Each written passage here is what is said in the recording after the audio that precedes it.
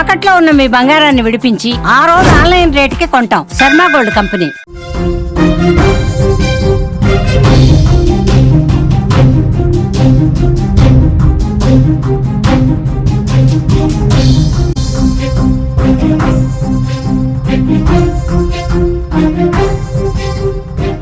Mumbai Pune express వేలో road ప్రమాదం. నుజ్జైన 20 వాహనాలు. ప్రమాదానికి గురైన ఖరీదైన కార్లు. ఒకరు మృతి, 18 మంది గాయాలు.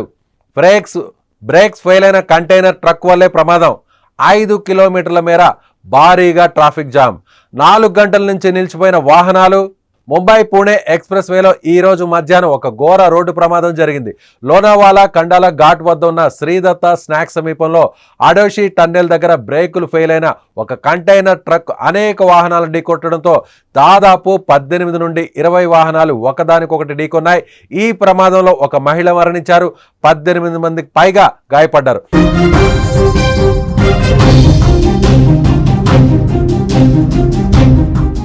వేగంగా వస్తున్న కంటైనర్ ట్రక్ బ్రేకులు ఫెయిల్ అయిపోయాయి. అది రోడ్డుపై వెళ్తున్న అనేక వాహనాలను బలంగా ఢీకొట్టింది.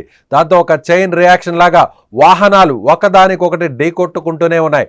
అందులో BMW, మెర్సిడెస్ బెంజ్ లగ్జరీ కార్లు కూడా ఉన్నాయి. ఈ దృశ్యాలు ఇప్పుడు సోషల్ మీడియాలో వైరల్గా మారాయి.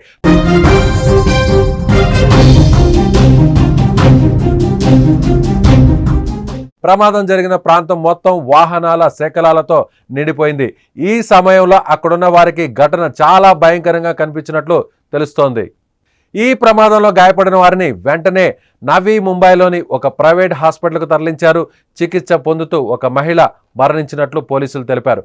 గాయపడిన వారిలో కొందరు పరిస్థితి విషమంగా ఉందని సమాచారం. పోలీసులు, సహాయక బృందాలు వెంటనే రంగంలోకి దిగి సహాయక చర్యలు చేపట్టాయి. ఈ ప్రమాదం కారణంగా ముంబై పూణే ఎక్స్ప్రెస్ హైవేపై దాదాపు 5 కిలోమీటర్ల మేర భారీగా ట్రాఫిక్ జామ్ అయింది. వాహనాలు గంటల తరబడి నిలిచిపోయాయి. ఈ ప్రమాదానికి కారణమైన కంటైనర్ ట్రక్ డ్రైవర్ను కోపోలి పోలీసులు అదుపులోకి తీసుకున్నారు. అయితే ప్రాథమిక వైద్య పరీక్షల్లో అతను మద్యం సేవించలేదని తేలింది. ఈ ఘటనపై పోలీసులు కేసు నమోదు చేసి దర్యాప్తు చేస్తున్నారు.